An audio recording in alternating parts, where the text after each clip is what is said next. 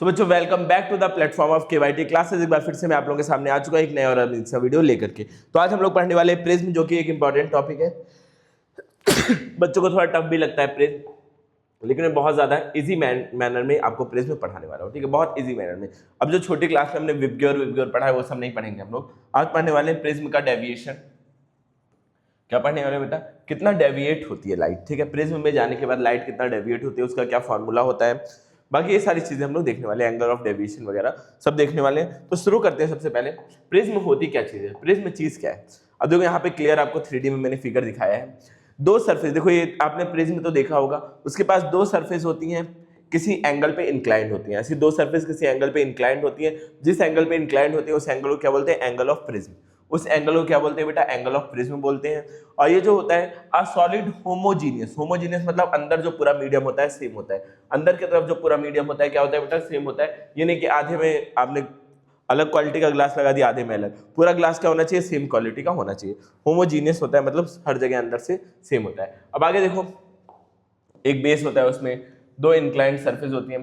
Transparent reflecting medium, refracting medium, ठीक है, transparent होता है। Bounded by two plane surfaces inclined at an angle, और जिस एंगल पे इंक्लाइन होते हैं उसे क्या बोलते हैं? एंगल ऑफ प्रिज्म बोलते हैं। अब ऐसे ये स्लैब है, अब ये तो स्लैब हो गया। अगर स्लैब के यहाँ कोने से हम लाइट को रिफ्लेक्ट कराएं तो ये भी क्या करेगा बेटा? इसका ये वाला सरफेस प्रिज्म की तरह काम करेगा। सोचो, ये है स्लैब, ये स्लैब है, सपोज कर लो। अगर इसके मैं कॉर्नर को ऐसे देखो तो ये ट्रायंगल की तरह दिख रहा है, और यहाँ से सरफेस को अगर कराऊं, यहाँ से लाइट को इंसिडेंट कराऊं, यहाँ से बाहर आ जाए, तो ये भी क्या करेगा बेटा? एक तरह का प्रिज्म की तरह बिहेव करेगा, प्रिज्म की तरह। और इसका एंगल ऑफ प्रिज्म क्या होगा? ये वाला पार्ट, ये वाला पार्ट क्या हो जाएगा बेटा? Angle of prism. अरे समझ पा रहे हो कि नहीं? अगर मैं स्लैब को यहाँ से कट कर दूं, या फिर स्लैब को यहाँ से लाइट डालूं, यहाँ से लाइट निकल जाए, और ये वाला एंगल क्या हो जाएगा? Angle of prism. और ये भी क्या करेगा? प्रिज्म की तरह रिएक्ट करना शुरू कर देगा, ठीक है। अब अगली चीज देखिएगा, एंगल ऑफ प्रिज्म किस चीज पे डिपेंड कर रहा है। मान लो मेरे पास ऐसे ट्राइंगल है, ट्राइंगल का प्रिज्म है, सॉरी ट्राइंगल नहीं बोल सकते, प्रिज्म बोल सकते हैं। अगर लाइट ऐसे ऐसे जा रही है, ऐसे ऐसे ऐसे समथिंग जा रही है, तो ये होगा एंगल ऑफ प्रिज्म।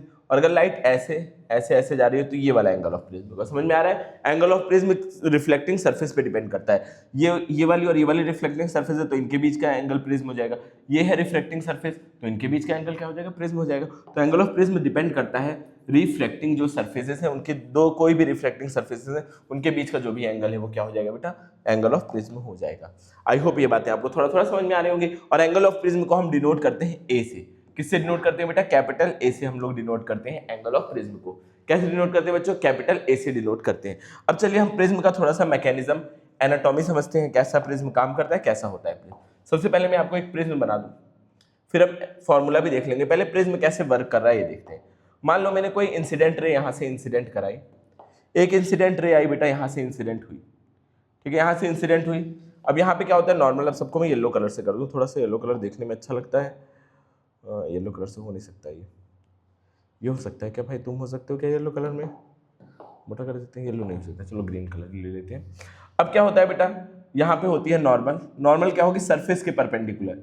ये जो प्रिज्म की सरफेस है इसके परपेंडिकुलर नॉर्मल होगी। ये कहाँ से आ रहा है? रेयरर से डेंसर। कहाँ से आ रहा है बेटा? रेयरर से डेंसर। रियल लाइफ में इसको जाना कैसे था? इस लाइट को, ये वाली लाइट को ऐसे चले जाना चाहिए था, ऐसे चले जाना चाहिए था, लेकिन ये आ कहाँ से रहा है? अब ये नॉर्मल नहीं है, नॉर्मल ये ऑरेंज वाला है, ठीक है, ये नॉर्मल नहीं है। ये लाइट को ऐसे जाना चाहिए था। ये मैंने क्या बना दिया? लाइट का पाथ लाइट को ऐसे जाना चाहिए। थोड़ा मोटा कर देते हैं लाइट के पाथ को। एकदम ध्यान से, इत्मीनान से समझना प्रिज्म, बहुत ही प्यारे तरीके से हम लोग समझने वाले हैं। ये क्या हो गया बेटा? नॉर्मल। अब ये क्या है? रेयरर से डेंसर में जा रहा है, तो क्या होगा? Toward the normal bend हो जाएगी। रे क्या होगी बेटा? थोड़ा सा toward the normal bend हो जाएगी। तो अगर ये toward the normal bend हो रही है तो ऐसे कुछ बेंड होकर आगे चली जाएगी, ऐसे कुछ बेंड होगी, क्या होगी बेटा? आगे चली जाएगी। दिख रही है आपको रे? ये इंसिडेंट रे क्या होगी? बेंड होके आगे की तरफ चली जाएगी। आई होप आपको ये दिख रही होगी, ठीक है। ये टू वर्ड द नॉर्मल, ऐसे जाना था सीधे, ये नॉर्मल के टू वर्ड क्या हो गई? बेंड हो गई, थोड़ी सी नॉर्मल की तरफ क्या हो गई? बेंड हो गई। अब फिर अगेन यहाँ पे एक नॉर्मल बनाएंगे। अब ये नॉर्मल भी क्या होगा? अरे सरफेस के परपेंडिकुलर होगा। अब यहाँ देखिएगा, अब क्या होगा बेटा?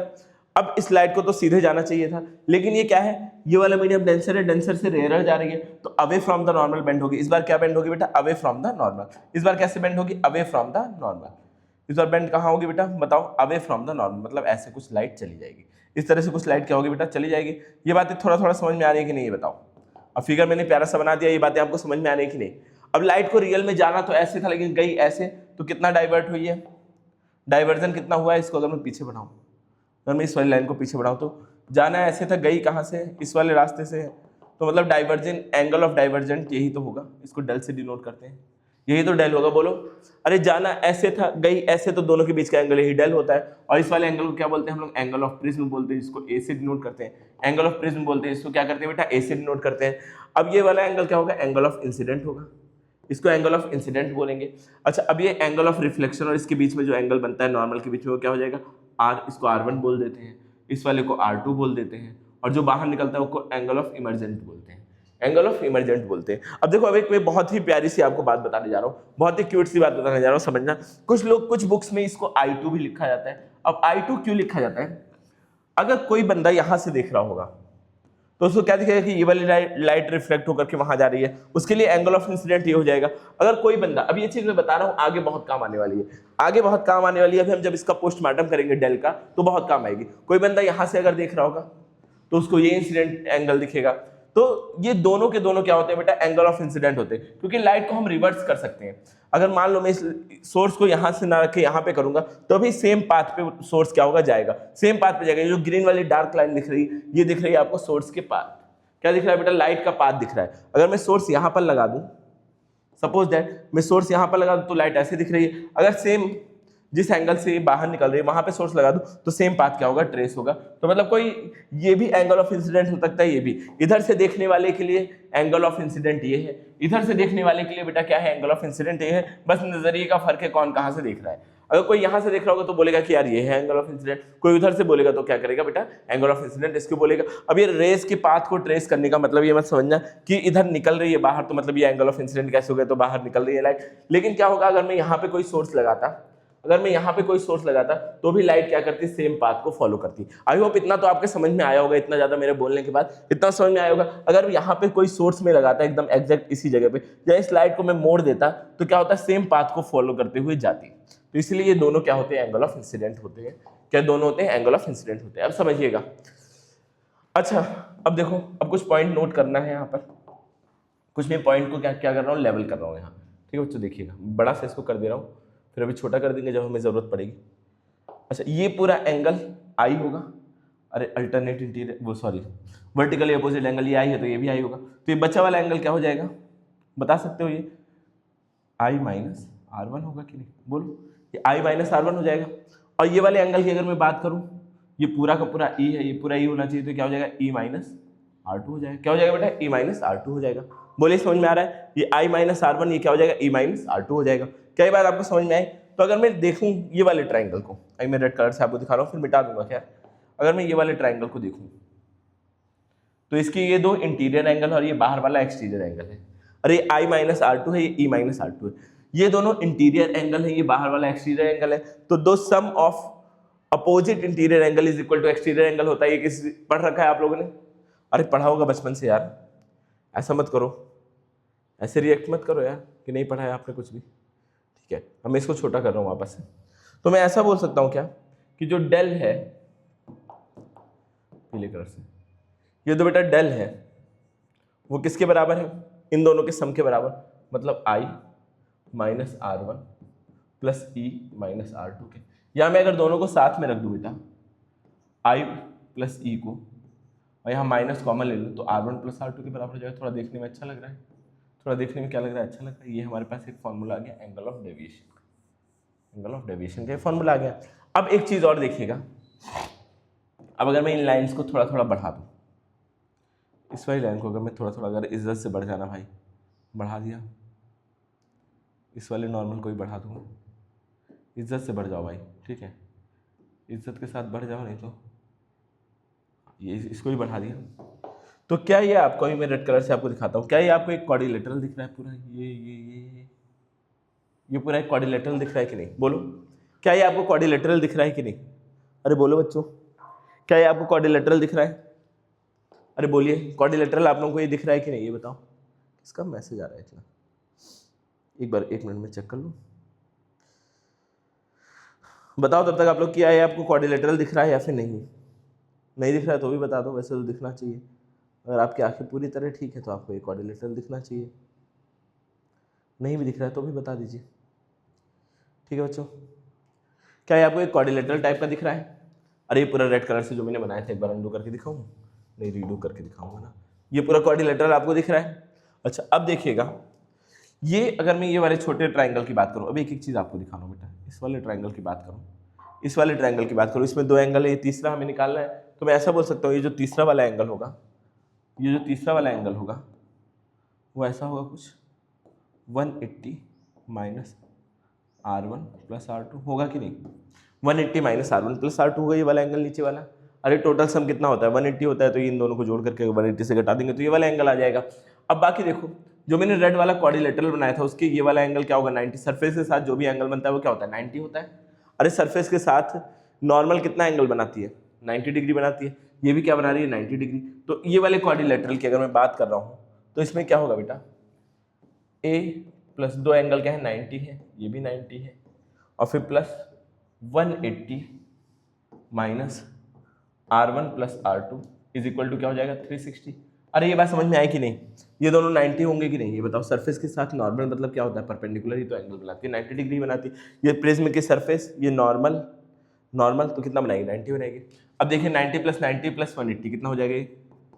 360 प्लस, नहीं प्लस नहीं minus, R1 plus R2 is equal to 360। 360 से 360 गया तो ये माइनस हो जाएगा, प्लस हो जाएगा R1 प्लस R2।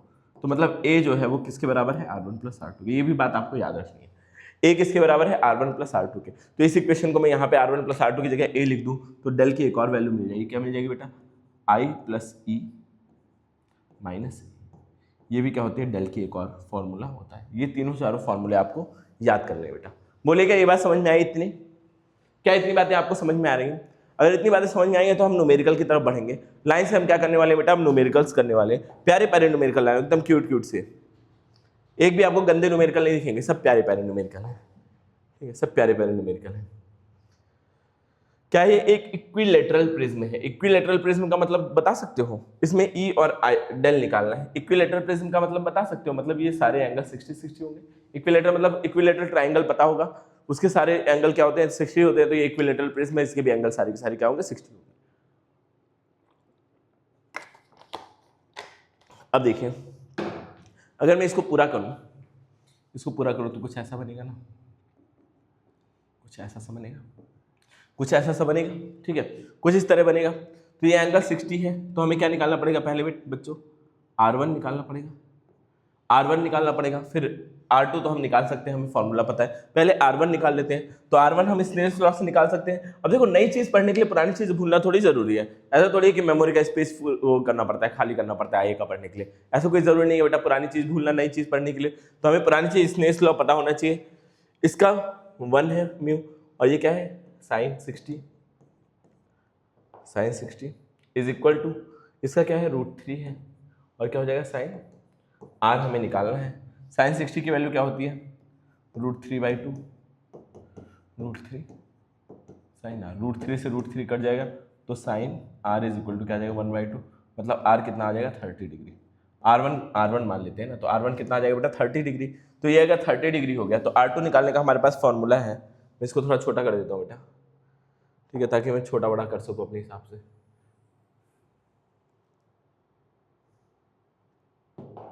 ठीक है, अब देखिए ये मेरे पास निकल आया, इसको थोड़ा ऊपर करके छोटा कर देते हैं। एकदम ध्यान से समझना, बहुत बढ़िया टॉपिक है प्रेस, ठीक है? R1 निकल आया हमारे पास। अब हमें पता है A इज इक्वल टू होता है R1 प्लस R2। तो अगर मैं A कितना है? 60 है, R1 कितना है? 30 है, और R2 हमें निकालना है। तो R2 कितना आ जाएगा बेटा? 60 minus 30 which is 30 degree. R2 कितना आ गया बेटा? यहाँ पर 30 डिग्री आ गया। ये कितना आ गया? 30 डिग्री आ गया।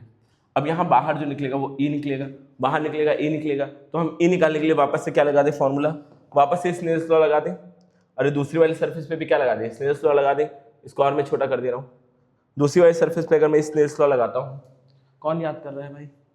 चलो ठीक है, लोग याद करते ही रहते हैं। तो मैं अगर स्नेल्स लॉ लगा दूँ नीचे वाले सरफेस पे, दूसरी वाली सरफेस पे, तो क्या हो जाएगा? इस बार म्यू क्या है? √3 है, √3, और यही यहाँ क्या है? साइन 30 इज इक्वल टू, बाहर एयर है और यहाँ पे क्या हो जाएगा? साइन। तो ये √3 साइन 30 की वैल्यू क्या होती है? 1/2 होती है, is equal to sine E। तो क्या हो जाएगा? √3/2 साइन। अच्छा तो e की वैल्यू क्या हो जाएगी बेटा, √3/2 कितने की होती है 60, तो e की वैल्यू क्या आ गई बेटा 60 आ गई, e की वैल्यू क्या आ गई 60 आ गई। अब हमें क्या निकालना है, डेल निकालना है। अब हमें क्या निकालना है बच्चों, डेल निकालना है। तो डेल का फॉर्मूला हमें पता है यार, डेल का फॉर्मूला क्या होता है, i plus E minus A. i कितना है 60 है, e कितना है 60 है, a कितना है 60 है, ये कट जाएगा तो डेल कितना आ जाएगा 60 आ जाएगा, सारी वैल्यू 60 आ गई। आई होप ये बात आपको समझ में आई होगी, समझ में आई होगी तो मैं हट जा रहा हूँ, जल्दी से नोट कर लीजिए या स्क्रीनशॉट ले सकते हैं या फिर नोट्स हमारे ऐप KYT क्लासेस से आप डाउनलोड कर सकते हैं। ठीक है बच्चों, आपको इतनी चीज़ें समझ में आ गई होंगी, अगर आ गई तो कमेंट में ज़रूर लिखिएगा, कमेंट में ज़रूर लिखिएगा ये बात। अब अगला देख लेते हैं, अगला देख लेते हैं। ये वाला देखो खुद से ट्राई करो, सेम ही टाइप का सवाल है, खुद से ट्राई करो। मैं हालांकि मैं सॉल्व करके दिखाऊंगा यार, ऐसा मत परेशान हो कि सर आप इसको छोड़ दे रहे हैं, सॉल्व करके मैं आपको दिखाऊंगा, ठीक है, मैं आपको सॉल्व करके दूंगा, लेकिन आप खुद से पहले वीडियो को पॉज करिए, खुद से ट्राई करिए, कमेंट में आंसर लिखिए, कमेंट में आंसर लिखने के बाद फिर देखिए कि आपका आंसर सही है या गलत, और गलत हो गया तो कमेंट से डिलीट नहीं करना है, कमेंट में रहने देना, ठीक है। गलत है तो क्या हुआ, गलतियों से तो इंसान सीखता है। अब देखिएगा ये, अब ये वाले को देख लेते हैं, ठीक है, इसको देख लेते हैं, ध्यान देना। अब क्या है बेटा, यहाँ पर अब हमें क्या निकालना है, R1 निकालना है। अगेन अगर चाहो तो पूरा करो, चाहो तो ना पूरा बनाओ, फिगर बनाने कोई जरूरी नहीं है। हमें क्या निकालना है, यहाँ पे R1 होगा, यहाँ R2 होगा, वापस से क्या लगाएंगे, स्नेल्स लॉ लगाएंगे। स्नेल्स लॉ क्या बोलता है, बाहर मीडियम एयर है तो 1 हो जाएगा और साइन 45 हो जाएगा, इज इक्वल टू अंदर क्या है √2 है और यहाँ क्या हो जाएगा साइन R1 हो जाएगा।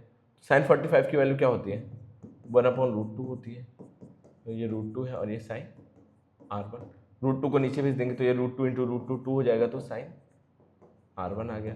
तो R1 की वैल्यू क्या हो जाएगी बेटा, 1/√2 कितने होते हैं 30 की होती है, तो कितना हो जाएगा 30 हो जाएगा, ये कितना हो जाएगा बेटा 30 हो जाएगा। अब हमें पता है, वी नो दैट कि क्या वी नो दैट, बताओ बताओ बताओ, कि हम ये जानते हैं A इज इक्वल टू क्या होता है, R1 + R2 होता है। तो A कितना दे रखा है 75 दे रखा है, R1 कितना दे रखा है 30 दे रखा है, और ये R2 30 उधर भेजेंगे तो R2 कितना आ जाएगा बेटा 45 डिग्री, क्या आ जाएगा 45 डिग्री, R2 कितना आ जाएगा 45 डिग्री आ जाएगा। अब हमें क्या निकालना है, E निकालना है। बोलो समझ में आ रहा है ना, मज़ा तो आ रहा होगा यार पढ़ने में, मज़ा तो आ रहा होगा ना। तो क्या निकालना है हमें, R2 निकालना है क्या निकालना है बेटा, R2 निकालना है। अब R2 कैसे निकलेगा बोलो, R2 तो हमारा निकल गया ना, E निकालना है तो वापस से इसको लगा दो, क्या होगा μ2 और कितना है साइन 45 है, इज इक्वल टू साइन, बाहर आ रहा है E हो जाएगा साइन, ठीक है। अब ये क्या हो जाएगा √2, साइन 45 की वैल्यू क्या होती है 1/√2 होती है, √2 से √2 खत्म, यहाँ क्या आ जाएगा साइन E, तो sine E is equal to 1, तो E की वैल्यू क्या हो जाएगी 90 डिग्री। कुछ याद आया, 90 डिग्री मतलब ऐसे चले जाएगी, मतलब ग्रेजिंग इमरजेंस, क्या हो रहा है ग्रेजिंग इमरजेंस हो रहा है यहाँ। तो हो सकता है भाई, बिल्कुल हो सकता है, लाइट चाहे तो ऊपर से भी जा सकती है, कुछ भी हो सकता है, ठीक है, एनीथिंग कैन बी पॉसिबल, क्या होगा, ठीक है, एनीथिंग कैन बी पॉसिबल। अब देखिएगा, ठीक है सर, अब देखिए, अब ये बहुत बढ़िया सवाल है, ये थोड़ा सा JEE लेवल का सवाल है, ठीक है, थोड़ा टफ सवाल है।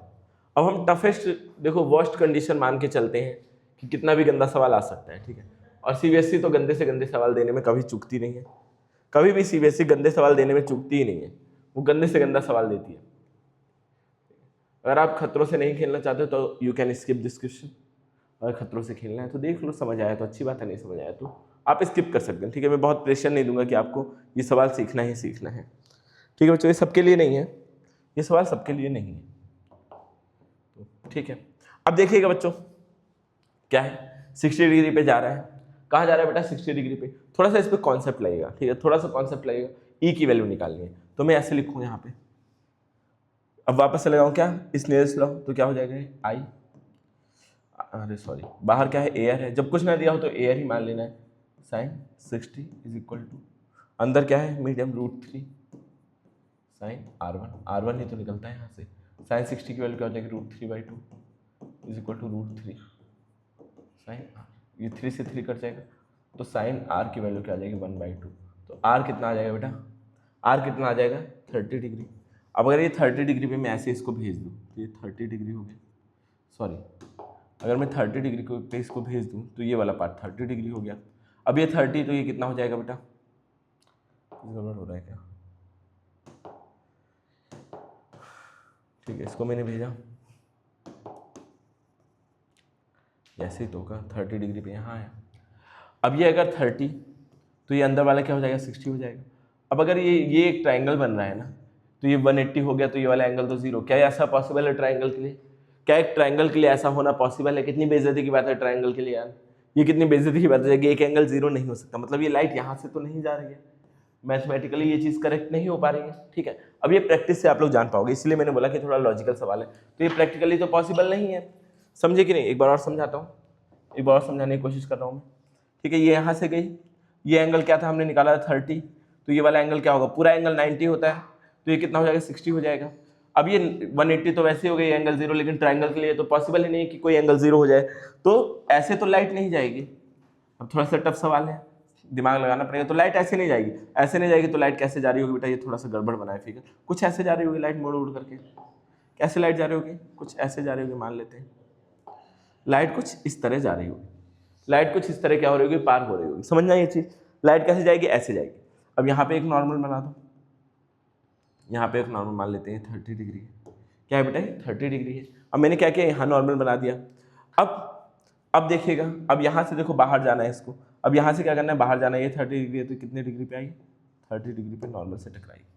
क्या हुआ है? 30 डिग्री पे नॉर्मल से टकराई। या फिर ऐसे कर सकते हैं ना, ऐसे निकाल सकते हैं ये वाला एंगल, ये वाला एंगल ऐसे निकाल सकते हैं। देखो ये 60 हो जाएगा, अरे ये 30 60 हो जाएगा, ये 30 दिया हुआ है, 30 60 90 हो गया, 90 और 180 पूरा होना चाहिए। तो ये पूरी की पूरी लाइट जो आ रही है वो 90 डिग्री पे ऐसे टकरा रही है, ऐसे टकरा रही है 90 डिग्री पे।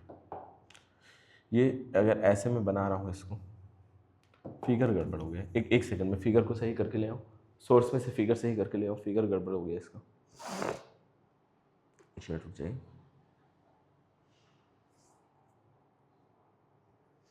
सिक्सटी डिग्री पे टकराए, इस तरह से बन गया। ठीक है, ठीक है, इतना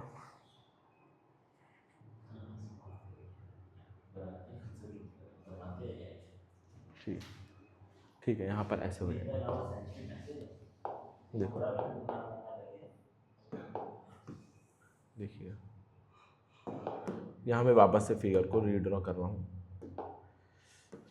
यहाँ ये लाइट कितने डिग्री पे आई थी? फिगर थोड़ा गड़बड़ है, इसको मैं रीड्रॉ कर रहा हूँ। 60 डिग्री पे आई थी, 60 डिग्री पे लाइट आई थी, इंसिडेंट लाइट हुई थी 60 डिग्री पे। पहले बनाते हैं ऐसे, ठीक है। अब 60 डिग्री पे लाइट आई है, मतलब ऐसे कुछ लाइट आई थी, ऐसे कुछ लाइट आई थी। कितने डिग्री पे? 60 डिग्री पे, ठीक है। अब मैंने क्या बोला था, ये ऐसे तो जाएगी नहीं, ये ऐसे ना जाकर के क्या होगी बेटा? टेढ़ी हो जाएगी, थोड़ी सी टेढ़ी होकर नीचे आ जाएगी, टेढ़ी होगी क्या होगी? नीचे आ जाएगी।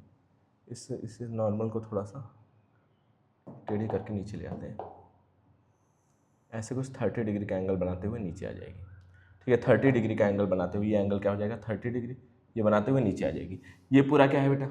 अब देखो ये दिया हुआ है ऑलरेडी 30 डिग्री, प्रिज्म में दिया हुआ था फिगर में, फिगर चेक करो, ये 30 डिग्री ऑलरेडी दिया था। ये कितना दिया था? 120 दिया था।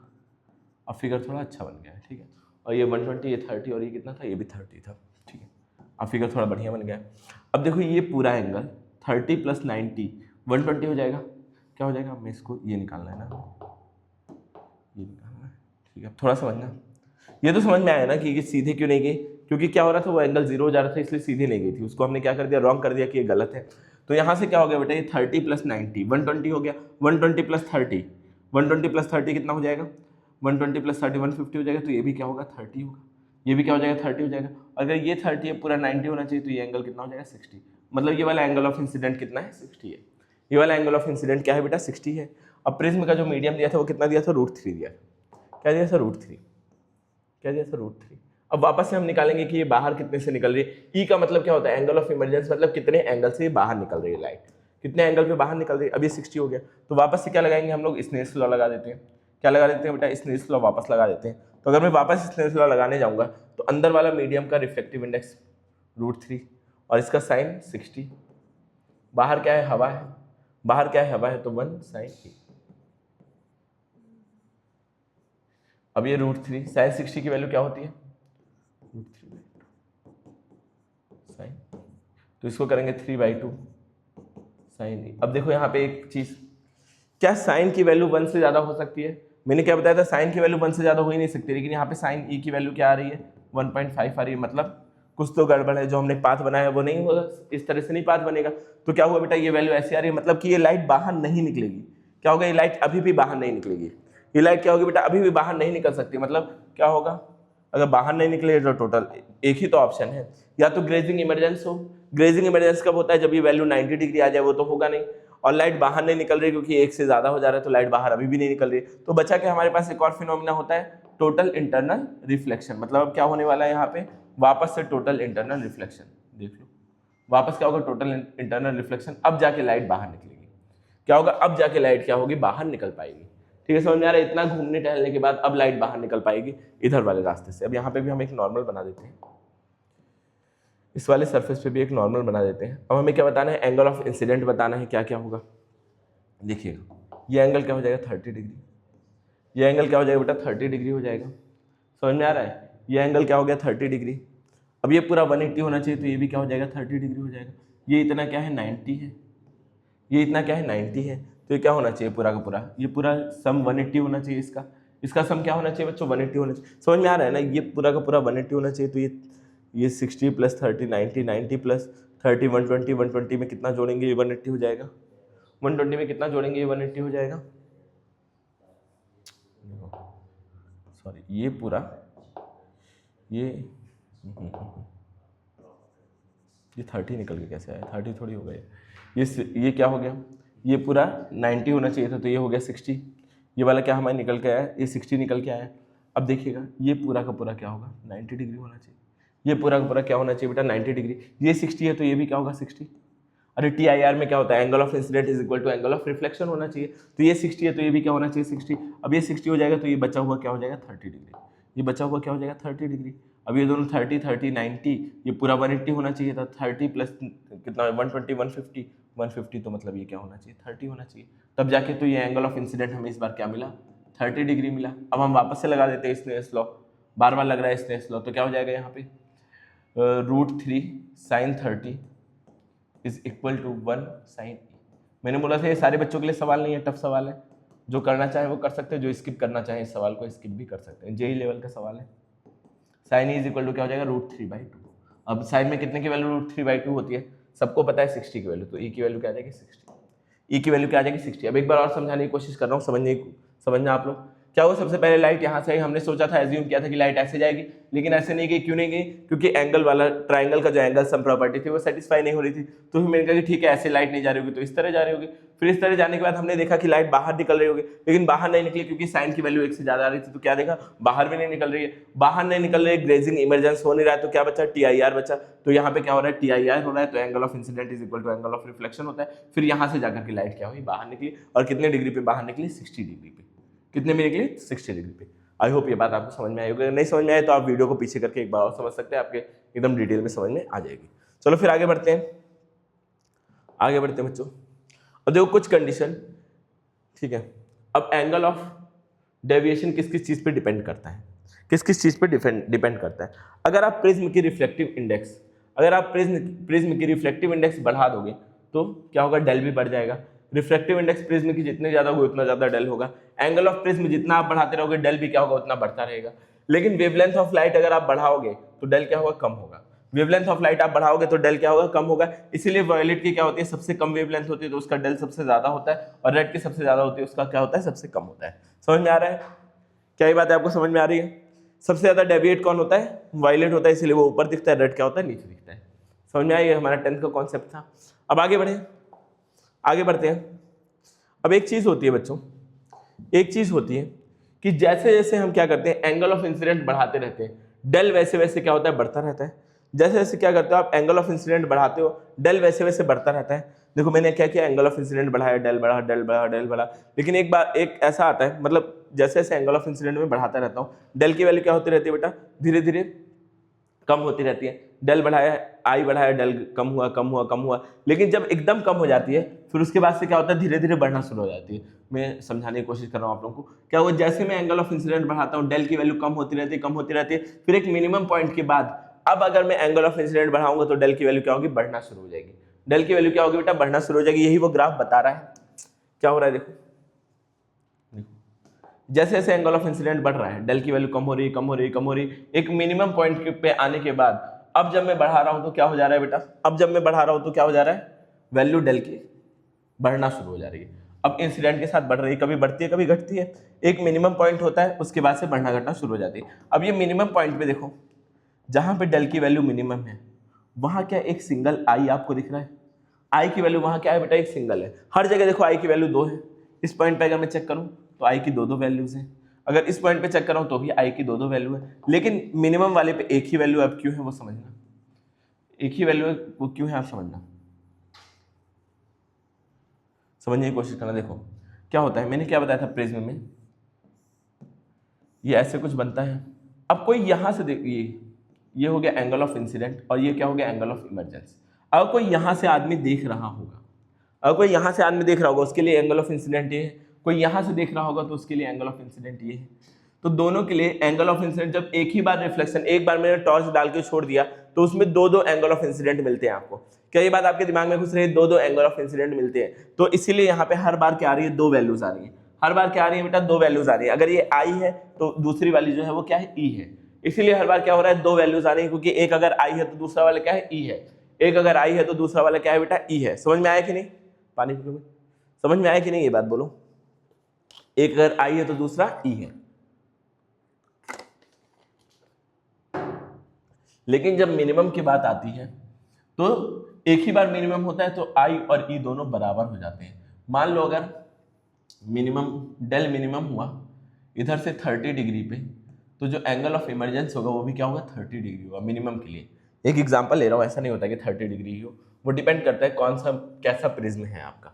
समझ में आ रहा है। तो आई और ई दोनों क्या होते हैं, बराबर होते हैं। जब मिनिमम डेविएशन की कंडीशन आती है तो आई और ई आपस में क्या होते हैं, बराबर होते हैं। और R1 और R2 भी आपस में क्या होते हैं, बराबर होते हैं। क्यों होते हैं, क्योंकि R1 और R2 आई और ई से तो बने हैं, तो R1 और R2 भी आपस में बराबर होते हैं। मिनिमम डेविएशन के केस में ये चीज याद रखना, आई और ई आपस में बराबर होंगे, R1 और R2 आपस में बराबर होंगे। और एक चीज और याद रखना कि क्या है, ये एक पैराबोला नहीं है, ये एक परफेक्ट पैराबोला नहीं है। ये क्या है, राइट हैंड के साइड, राइट साइड थोड़ा सा बढ़ा हुआ है। यहाँ पे लिखा भी होगा नोट्स में, यहाँ लिखा है,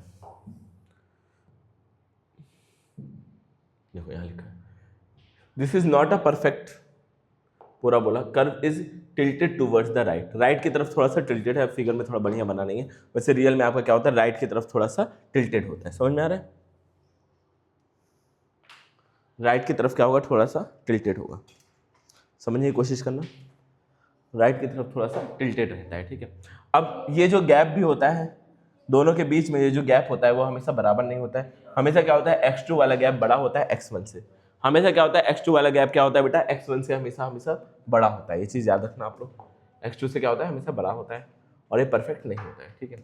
अब जैसे यहाँ पर एक एग्जाम्पल, एक सवाल पूछा गया है जहाँ पर क्या दे रखा है, मिनिमम डेविएशन 25 दे रखा है और एंगल ऑफ इंसिडेंट क्या दे रखा है, 32 दे रखा है। तो पूछा है इन सब में से एंगल ऑफ इमरजेंस कौन सा हो सकता है, इन सब में से कौन सा एंगल ऑफ इमरजेंस हो सकता है। तो मैंने क्या बताया, एंगल ऑफ इंसिडेंट जो है उसको x1 मानेंगे। तो ये कितना दूर है, डेल मिनिमम से कितना दूर है बता सकते हो, कितना डिस्टेंस है इसका, 25, 32 में से 25 गया, 25, 26, 27, 28, 29, 30, 31, 32, 7 दूरी पर है। तो ये जो x2 होना चाहिए वो 7 से ज़्यादा होना चाहिए। मतलब 32 में अगर मैं, ये तो 5 ही हो गया, ये तो गलत है।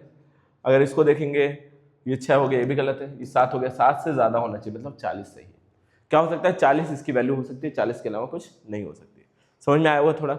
अब एक और डेरिवेशन है, लास्ट डेरिवेशन, उसको आप लोग समझ लीजिए, फिर उसके बाद हम क्लास को अपने एंड कर देंगे। लास्ट आपका डेरिवेशन है, ठीक है। हमारा लास्ट क्या है, डेरिवेशन है। अब देखिएगा लास्ट डेरिवेशन क्या चीज़ है बेटा, क्या है लास्ट डेरिवेशन। अगर हम मिनिमम डेविएशन की बात करें, किसकी बात करें बेटा, मिनिमम डेविएशन की बात करें, तो मिनिमम डेविएशन की कंडीशंस में आपने सुना होगा, क्या सुना है कि जो आई होता है वो ई के बराबर होता है। आई किसके बराबर होता है, ई के बराबर होता है। आई किसके बराबर होता है, ई के बराबर होता है। और R1 R2 आपस में बराबर होते हैं, जो किसी R के बराबर होते हैं मान लेते हैं, किसी R के बराबर होते हैं मान लेते हैं, ठीक है। अब मैं अगर यहाँ से, अगर मैं यहाँ से बोलूँ बेटा, यहाँ से बोलूँ कि हमें एक फॉर्मूला पता है A = R1 + R2, तो R1 R2 बराबर है तो इसको 2R बोल सकता हूँ, या फिर R is equal to A/2 बोल सकता हूँ। क्या R इज इक्वल टू क्या बोल सकता हूँ, A/2 यहाँ से बोल सकता हूँ। और अगर I और E आपस में बराबर है तो हमने डेल का फॉर्मूला पढ़ा था। अब डेल कौन सा डेल है, ये मिनिमम है, ये डेल मिनिमम का फॉर्मूला है, समझ में आ रहा है। क्या पढ़ा था, I plus E minus a. तो मैं I प्लस E को दोनों जगह I लिख सकता हूँ, माइनस से लिख सकता हूँ। तो ये डेल मिनिमम जो हो जाएगा, क्या हो जाएगा, 2I माइनस ए। या फिर अगर मैं यहाँ से I की वैल्यू निकालना चाहूँ तो ए को उधर भेज दूंगा, तो 2I is equal to del min minus a. तो I इज इक्वल टू क्या हो जाएगा, डेल मिन माइनस A/2 हो जाएगा कि नहीं। I और R की वैल्यू मिल गई। अब हम लगाएंगे फॉर्मूला थोड़ा सा, ठीक है। अब अगर पहली सरफेस से मान लो क्या हुआ, रिफ्लेक्शन हुआ, रिफ्लेक्शन हुआ, रिफ्लेक्शन हुआ, कुछ ऐसा होगा ना, यहाँ से गई लाइट, यहाँ पे टकराई, तो ये एंगल I हो गया। मान लो बाहर क्या है, एयर है, तो एयर हो जाएगा। बाहर क्या है बेटा, एयर है। जब कुछ नहीं दिया होता तो हम क्या मानते हैं, बाहर एयर ही है। और अंदर क्या है, अंदर ग्लास है जिसका म्यू प्रिज्म म्यू पी है, ठीक है। प्रिज्म के जो वो है रिफ्रैक्टिव इंडेक्स को म्यू मान लेते हैं, म्यू पी है। समझ में आया इतनी चीजें। अब देखो, अब अगर मैं यहाँ पे स्नेल्स लॉ लगाऊं तो sine i is equal to क्या हो जाएगा, म्यू पी साइन आर हो जाएगा कि नहीं, म्यू पी साइन आर हो जाएगा। इस चीज को लिख देता हूँ यहाँ, म्यू पी साइन आर हो जाएगा। अब देखिएगा, तो अगर मैं यहाँ से म्यू निकालना चाहूँ, प्रिज्म का रिफ्लेक्टिव इंडेक्स निकालना चाहूँ, तो mu p is equal to क्या हो जाएगा, sine i upon sine r. अब मैं यहाँ पे आई और आर की वैल्यू रख देता हूँ, फिर हमारा ये फॉर्मूला आ जाएगा। आई की वैल्यू क्या थी, आई की वैल्यू क्या थी, डेल मिन, डेल नहीं लिखना, गलती मत करना, डेल मिन की बात हो रही है, ए अपॉन, और आर की वैल्यू क्या है, साइन A/2 है ना, आर की वैल्यू A/2। ये होता है फॉर्मूला प्रिज्म का। अगर आपको कभी पूछ लिया रिफ्लेक्टिव इंडेक्स निकालने के लिए तो ये फॉर्मूला आपको यूज करना है, ठीक है। ये हो गया हमारा, ठीक है बच्चों। आज के लिए इतना ही रखेंगे। आई होप आपको ये लेक्चर समझ में आया होगा, पसंद भी आया होगा। और आपको पसंद आता है तो वीडियो को लाइक कर दीजिए और चैनल को सब्सक्राइब कर दीजिए। कमेंट में अपना ओपिनियन लिखना ना भूलिएगा। मिलते हैं नेक्स्ट वीडियो में। Thank you for watching.